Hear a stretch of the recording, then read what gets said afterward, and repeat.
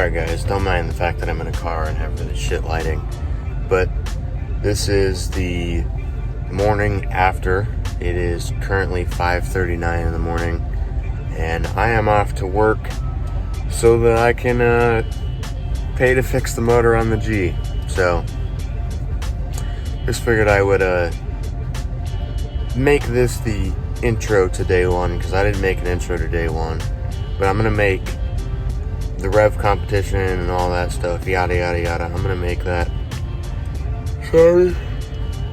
I'm gonna make that a separate video because they're two separate things.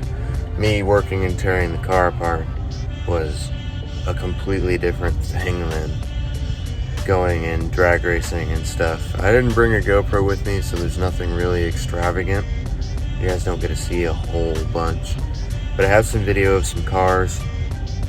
I have a few videos of me on the track. Yes, I understand the car's slow, but it is what it is. And I'm gonna see if I can steal a snippet at an import face-off. That is so insane to me. I've been watching them for so long. I'm gonna see if I can steal a snippet of my car revving and winning the rev battles at import face-off out of their YouTube video when they put it up. So this probably won't get posted until they post. So, I mean, it is what it is. But regardless, it was badass. I had fun. I almost think it was worth hurting the G to have fun. We will try and bulletproof the next motor. Try and make it better. But this is your intro to day one, even though I'm actually on day two, and I'm gonna record day two today. So, hope you guys enjoy it. Chain jump. Right there. Timing chain jumped.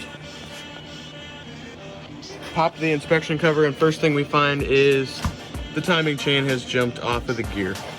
So that could be our squealing issue that you guys just heard beforehand.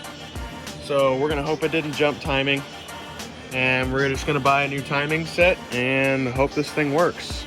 So fingers crossed there's no rod knock, which I don't think there is, because I don't know. We'll find out eventually. If this doesn't fix the issue, then looks like we're buying a new VQ. But for right now, this looks promising. So we're gonna try that first.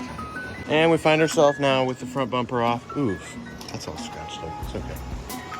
But we've come to the conclusion that we believe it is the water pump.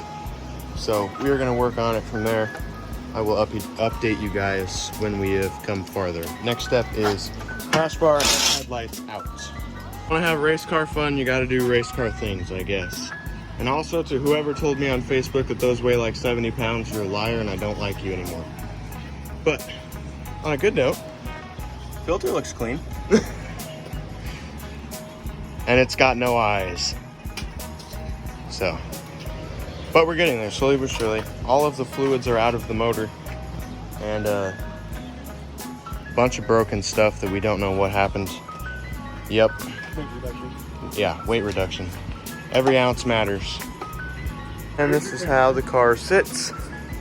Next, we're gonna pull all of the pulleys off, and we'll get a better look at the timing. So that's our next approach. This here is where we call the end of day one. We have pretty much all the pulleys off except for that one, because that bastard's tight. We've got the entire front off, fans, radiator. The condenser stayed because we can't take the Freon out of it. But yeah, we don't want to. Not that we can't. But pretty much everything else is ready. So we're having second thoughts on the whole timing thing. We're not entirely sure yet. We don't work on these things regularly, even though I probably should because I own one. But this is where we're calling the end of the night on day one.